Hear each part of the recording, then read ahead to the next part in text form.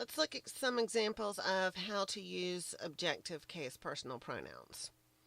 The objective case is used for direct objects of verbs, indirect objects of verbs, objects of prepositions.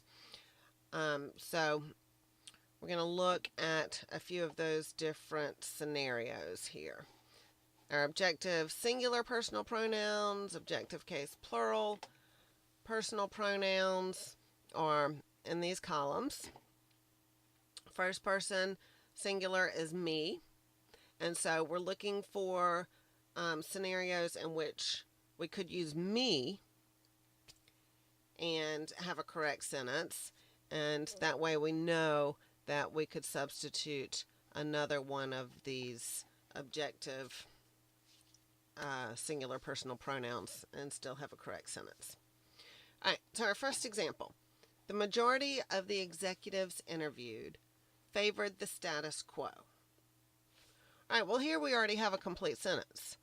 The majority of the executives interviewed is our subject. They favored is our verb. The status quo is our direct object.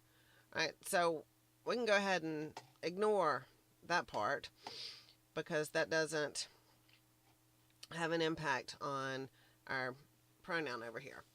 57% of blank voted for the 8-hour day. All right, well, we're fairly certain since we see the preposition there that this will be the object of the preposition, and so we'll need an objective case. So 57% of them voted for the 8-hour day.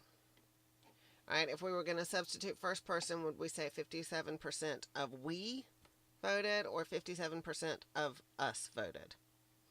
All right, it's going to be us, and so them is the appropriate third person substitute in this case.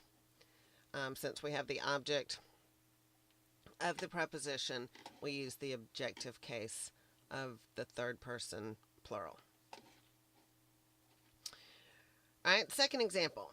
Benny had promised his wife that the 2 extra rooms could be for blank to use for crafts projects.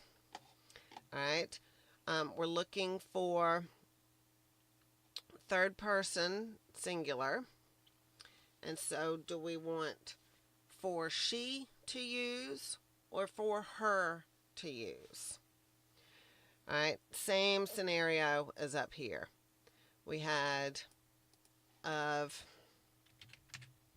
them. And so again here, we've got a preposition. This will be the object of the preposition. We can think about it in first person, if that helps, for I to use or for me to use. All right, since we would use me, since it's the object of the preposition, we're using the objective case, and so in our chart, third person singular is her, for her to use. Don't ever try to tell blank how they could have handled a problem better. All right, a couple of different criteria in this example. First of all, our subject is you. This is an implied subject, you. And so you don't ever try to tell. So we know that the pronoun is not going to be the subject of this verb, right? Because you is the one who is the subject of this verb. All right, so we need the object of the verb. You don't try to tell, let's put it in first person. Don't tell me, don't tell I how I could have handled a problem better.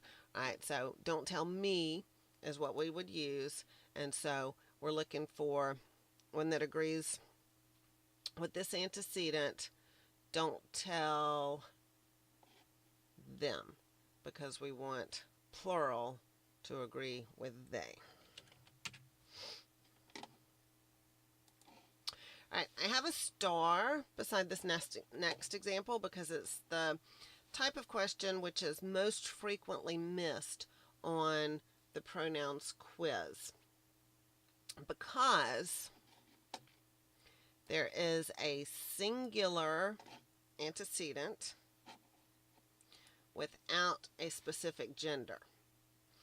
All right, English, in our standard charts, we don't have a gender neutral pronoun for people.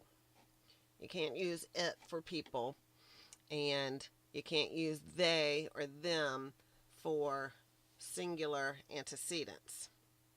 So, if a player is out, please direct.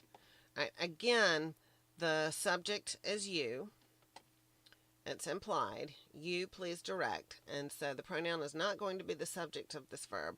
It's the object. Please direct. We need the objective case, singular third person. All right, him or her. You can't say them because we have a singular antecedent. All right, so some instructors will say when you're writing, you maybe can alternate paragraphs. Use one paragraph male and next paragraph female pronouns so that you are showing equal consideration to each, but not having to use the double him or her every single time. And some instructors prefer you to use him or her every time. So that's something that you either want to clarify with your instructor or choose one preferred method and be consistent with it. All right, so here's another example. The referee better move quickly or the players will run over him. Do we know that this referee is a male? And so we have two scenarios here. One, this is a specific incident. We're talking about a specific referee. And so we just need to find out, is he male or female in order to know which pronoun to use here. Or if this is a set of instructions for a game, then maybe we should reword it so that we're not in this singular unknown gender quandary, right? So maybe we could say